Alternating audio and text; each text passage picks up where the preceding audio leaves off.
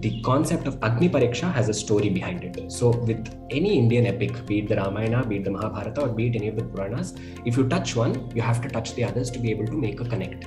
It is just like Minesweeper, where you're stepping on one and like lots of other things open up. Because if you read it in isolation, it's just a story.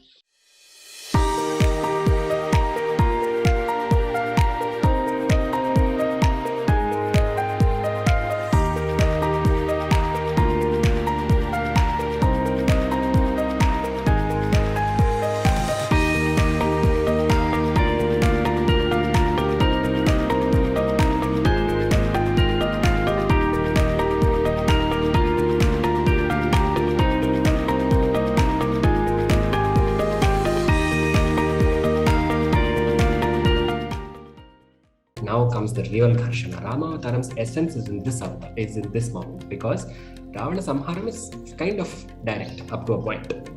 There is one rahasyam there in Ravana Samharam which we will touch upon if we have time. But here, when it comes to Sita's Agni Pareeksha, because this is something that distances us from Rama, a lot of us feel like he made a mistake. He could not have spoken to his wife like that. Fact, or rather fiction clearance number one, Rama does not ask for the Agni Pareeksha at all. There is absolutely no word from him that says, I want her to enter the fire. The concept of Agni Pareeksha has a story behind it. So with any Indian epic, be it the Ramayana, be it the Mahabharata, or be it any of the Puranas, if you touch one, you have to touch the others to be able to make a connect. It is just like Minesweeper, where you're stepping on one and like lots of other things open up. Because if you read it in isolation, it's just a story. But why Agni Pareeksha? Then he could have asked her to go underwater, no? And said if she manages to stay there without drowning, then I'll accept her. What is the context of Agni? Why Agni in this particular case? This is something we look at. Secondly, that moment itself and how three characters react there. Rama, Sita, and Lakshmana. What are the three reactions that happen there? So when Sita steps in front of him, Rama looks at her and he is so moved. He's so moved because he's seeing his dearest Sita after so long. But now Rama is also, this is Rama who is Narayana incarnate, but Rama who is also aware of how everybody around him is looking at Sita. And he has sensed something. He has sensed, this is Trikala Jnana. Rama is not just looking at the present, he knows what's going to come up in the future. He knows that when he steps back into Ayodhya, this will be an issue. He knows that somebody is going to say something to him, not to him, he's going to say something to Sita. And this thought holds him firm, so he doesn't show her a single expression. He just looks at her and he says, as a Kshatriya, my dharma was to rid you of this menace called Ravana. I have done that dharma. Now you are free to do whatever you wish to do. In that moment, he says a few more things in that context, but there is one. Now, Rama is saying something that looks very difficult, right? So the fault, you can say, is still with Rama. But look at his exact words in which he's indicating two things. One, who is Sita really? And two, who looks at Sita in a dirty way? There is, in the Lakshmi Ashtotram, we have a word that says Lokaika Deepankura. She is the Deepa to the entire universe. Lokaika, the only Deepa, the only source of light for the entire universe. So when Rama is looking at her, he says, you, Sita, are like a light. But when I look at you, when people with an eye infection look at a light, there is some disturbance that is caused to them. Looking at you is like that. This analogy has the entire essence hidden in it. There is absolutely no dosham on the part of a lamp. There is absolutely no dosham in the flame.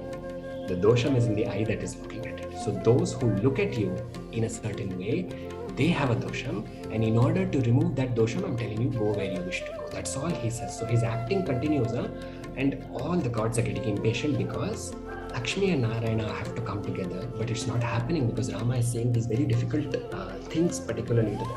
So then in that moment, Sita looks at him and then he says a few more things. And then Sita says, Lakshmana, get a fire ready. I will go and sit into that fire. Why does Sita say this? The back answer to this is found in the Balakanda of the Ramayana, where before Sita's birth, the Vedas incarnate as take a female form. When the Vedas incarnate, that the Stree that comes from that incarnation is called Vedavati. Vedavati will sit in penance for Veda Purusha, who is Narayana. Yajna Vishnu. Vishnu is Yajna Swarupa completely. when she was doing that tapas for Yajna Purusha Narayana company, she was immersed in that tapas. Ravana entered the scene there. She was sitting in a cave and doing that tapas. Ravana entered and he touched her. She banned him, saying, don't even think about it. And then he says the same thing. Ravana knows only one dialogue. You're so beautiful. Why can't you come and marry me? Triloka Aishwarya I also have. Same usual standard terms and conditions apply. And then she pushes him back, but he forces himself onto her. In that moment, Vedavati is so disgusted with him and she says, you dare defile a body that was about to merge with Vedapurusha himself. Now let me inform you that this same Veda Swarupini, this Vedavati, will reincarnate and I will be the cause of your death. This body is no longer useful to merge into Narayana, so I will take another form and I will come. But this same form shall get consumed by Agni and I will come out again from Agni, and by which time your end would have been assured. This is exactly what she says, and then she is born. She comes from the earth as Bhumi Sutta. And now what happens is, of course, when she said this to Ravana, she went into the fire over there. Now when she steps into the fire over here, Agni Bhattaraka brings her out to Rama and he tells him this entire narration. And he says, Rama, this is Vedavati Swayam. So there is a lot of confusion for people saying, was it Chaya Sita? Was it the actual Sita? This is where Leela is important, because Paramatma is, at no point will Paramatma ever cast an aspersion on Paramatmika. But for the case of a Leela, there is something going on. Second, she herself said something to Ravana saying, I will cause your death. I will come back to cause that death entirely. In order to reascertain that, she must re-emerge from the fire. Why fire? Fire because Jata Veda, as we know fire, is the purest form of fire. It is that Agni which kindles the divine. This is why all the Vedic suktas, Hiranyavarnam, Harinim, Suvarna, Rajatasrajam, Chandram, Hiranmayim, Lakshmi, Jata Vedom Mahavaha. Oh fire, I'm asking you to invite Lakshmi. Jata Veda se Sulabhama Soma Marati Yato Nidahati Vedaha. Oh Jata Veda, I'm asking you to invite Durga. Fire, Agni Mukha vai Devaha. Through Agni, we reach the Devas. So through Agni, the Devas reach us as well. So for Sita to make her appearance, Agni becomes that medium. So in that moment of Agni Pareeksha itself, it's not a Pariksha, it is an Agni Sambhava. See, look at, it's not Sita as just Rama's wife Sita. Look at Devi's connection with fire. You'll see it in Sati. When she goes there, it's also Yoga Agni. You'll see it in Lalita. When Lalita has to arrive, all the Devatas, Chidagni Kunda Sambhuta, Devakarya Samudyata. So everywhere that concept of fire and Devi play a very critical role. That is why Deepa Lakshmi, that is why Rama made that Ubodghatam, that analogy just a minute ago, saying that you are a Deepa to a Netra that has an affliction.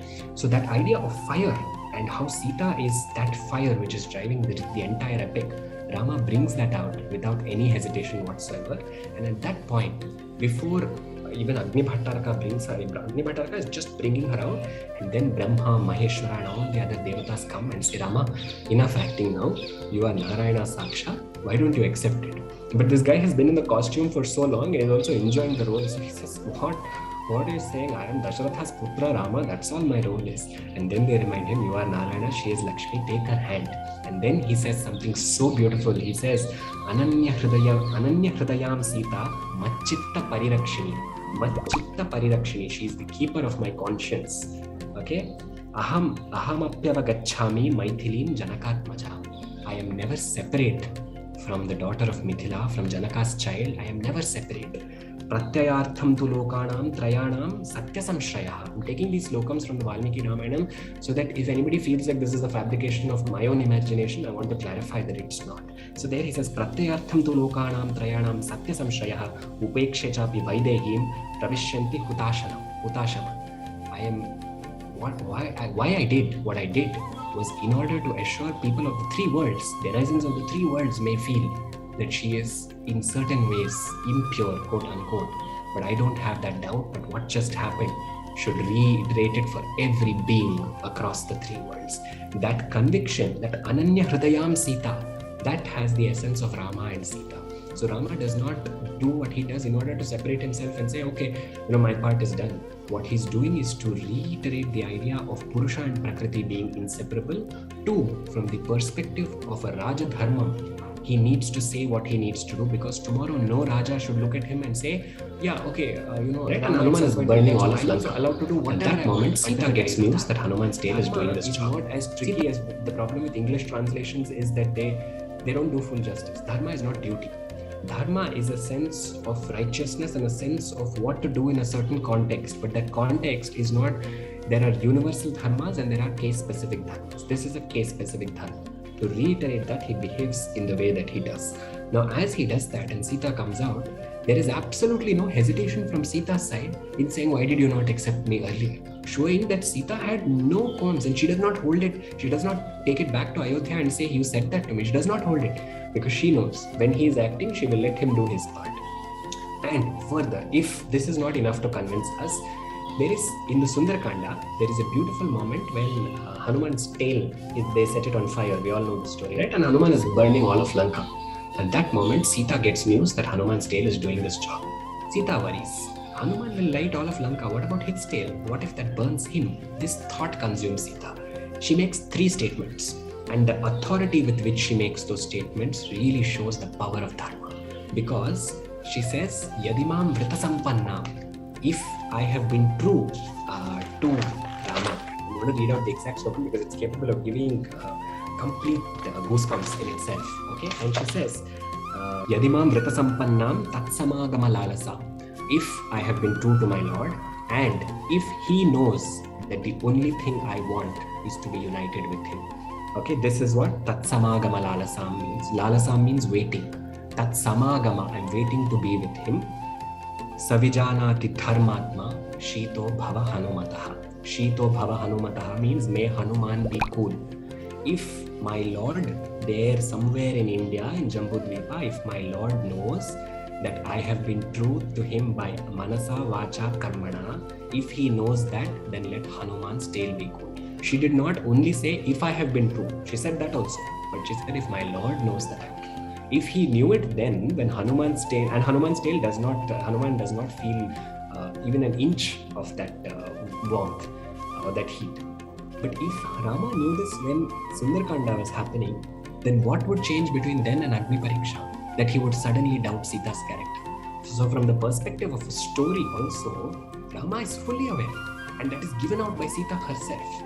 But when he comes here, he has a Raja Dharma that he has to adhere to. Secondly, he wants to remove that doubt for anybody else, because all said and done, the actor is so good that he also hides his own emotions of sadness that something sad is about to happen later. That is exactly why in the Uttarakanda, also another fact clearance, there is no washerman, there is nobody goes and hears a washerman saying this to his wife, none of that happens. Rama's, one of the things that is established in Rama Rajyam is there is night patrolling that happens every night. And in the process of that night patrolling, the soldiers who go for that patrolling would come back to the kingdom, to Ayodhya, to the capital, and inform Rama what did they hear in the night, because the night is the best time to be able to observe what are the kind of things that are happening in the city, in the kingdom. At that point, Shatrughna comes to Rama and he says that people are saying this. People are saying that Sita is not of pure character. And at that point, Rama's behavior changes. Rama firms up. This is Dridhavrata. It just firms up, and that actor is so powerful, you cannot even see what's going on inside him. It just turns like a stone, much like Ahalya. He just turns into a stone, and he says, Lakshmana, take her and leave her in the forest. Now at this point, it is very easy to criticize Rama, saying, how could he leave his pregnant wife and let her go all the way to a forest by herself? Did he not have that karunya? But look at Rama's own reaction. Does he not know that his child is going to be born from Sita? Their child is going to be born. Isn't this what he worked for? Isn't this what he killed Ravana for, so that he could be comfortable and he could follow a dharmic rule in Ayodhya? And above all, did he not prove her chastity once? And at that point, Rama gets fed up. And he says, there is no point. There is a point at which the story must take a different turn. One. Secondly, there is something beautiful that is about to come from this grief. The Ramayana is one of the most powerful epics that tells us what the power of grief is. When does Valmiki even utter the first words of the Ramayana? When he sees two birds, two kokila birds that are mating, and then a hunter shoots an arrow at the female bird, and then he looks at that's when the first words of the Ramayana come. So that grief pushes him into composing something.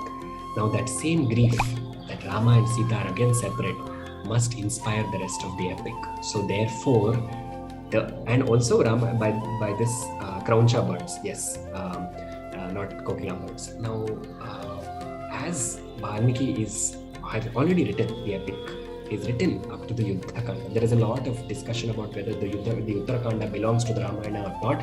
There are 24,000 slokas in the Ramayana. Interestingly, every 1,000th verse or every 1,000th sloka of the Ramayana begins with the corresponding letter of the Gayatri mantra. So that is why Sundarkanda begins with Tato Ravana Nitaya Sitaya Shatrukashanaha. Tat from Tatsavidur Varenyam. So every 1,000th, if you measure like that. So going on to say that the Ramayana is the elaboration of the Gayatri mantra. The Uttarakanda inclusive is that 24,000. So there is no question to doubt it. There are scholars who believe otherwise, but that is not true. Now, in the Uttarakanda, so Valmiki has written the epic, but the epic needs, now, what did we say earlier when we were talking about Sita's fire? We were talking about Vedamata, that Vedamata manifested as Vedavati. That same Vedavati must bless the epic for it to become immortal. Because Rama knows one thing in his heart of hearts, that if anything has to last, Sita must touch it. In the Adhyatma Ramayana, which is a beautiful work of Vyasa that we find in the Padma Puranam, in the Adhyatma Ramayana, Sita says, Rama does not walk, Rama does not sit, Rama does not talk, Rama does not move. It's all me who makes him do it. You all think it's him, but it's really me. So now, for the Valmiki Ramayana to receive that status, she must enter there. It looks very unfortunate to us that she must enter through such a context, but she goes there, and Vedamata gives birth in that Valmiki's ashramam, and that sets that final pretext. But in that moment, what happens? Of course, we all know that then Lava and Kusha come back to the kingdom. They sing this particular story, and then once more, Sita is asked to prove her chastity, and at that point, it snaps for her because there is only so much of acting that either Jagannatha or Jagannayaka will do. There is only so much that they will respond, that they will react to that particular situation. But there is a point which they are, that when we say the words Lokatita, Gunatita, Sarvatita, Shamatmika, means beyond that, none of these things apply to them. They will hold on to those characters as much as is necessary, but thrice over, her character is questioned. Once she took it happily and said, I will play along. Second time she said, okay, I will go to the forest without questioning. Third time, to sit again by his side if I have to prove my chastity. Let me remind every being here that I am not ordinary. That is why Rama does not say a thing to her when she says, if I am pure by Manasa Vacha Karmana, let me go to the same source that I have come from, and the earth opens up. And Rama's dismay and Rama's grief is inconsolable in that moment, and he's the same Rama who, despite all his acting, when he's not able to find Sita, he threatens to release an arrow that will, push the entire samsara and cause an akala pralayam. That same Rama again looks and controls himself, saying, "Bas, now my time here is over." So the idea that their togetherness is something marred by Rama's judgment of Sita is a very skewed patriarchal retelling. It is something that suggests Rama is greater, Sita is subservient to him, and therefore she constantly abides and plays along. Absolutely not. She knows where the story has to be pushed. She also knows that when she goes back only, he will come back. Because Siri will enter first, Lakshmi will enter first, then Narayana. That is why it is Lakshmi Narayana. She has to go back to Vaikuntham first, then he will step into Vaikuntham. So that Antaryam is brought out through this particular incident, but I think these are some of the aspects that I wanted to look into particularly for today. Since as per the Ramayanic retellings, one must never conclude with the Uttarakanda, we will go back to the Kalyana Ghattam. We will conclude with Sita Rama Kalyanam, where there is one incident in Sita Rama Kalyanam which also, so Valmiki's excitement is one, and second is also what really happened, right? There are just hints that are coming up. Right after the Kalyanam is happened, everybody is happy except one person, Parshurama. Parshurama says, that is my Swami's bow, Shiva's bow, who dare break it, and he steps into Mithila. Now what happens through that? Then Rama says, I am the one who broke it. And they contest each other. In that moment, what happened? Parshurama, after that, he immediately realizes that this is Narayana. Look at this, these are two avatars of the Lord meeting. The rahasyam here is that Parshurama is a Kalavatara. He takes two of the Lord's Kalas and he carries them around in his bow.